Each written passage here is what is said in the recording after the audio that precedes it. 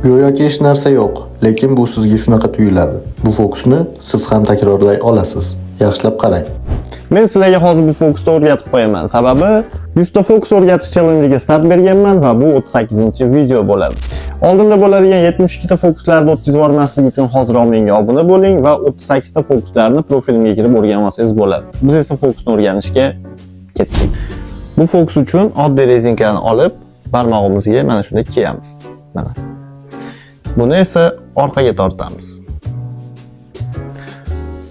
Mana shu turgan joyini orqaga aylantirib, bu qo'limiz bilan ushlab olamiz. Mana shu ko'rinishda bo'ladi. Bu qo'l bilan to'samiz.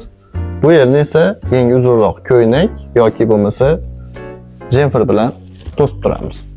Qilib, buni qo'yib yuborgan paytimizda bu paydo bo'ladi. Shu paytda biz pistolet effektini beramiz. Qarabsizki, fokus tayyor.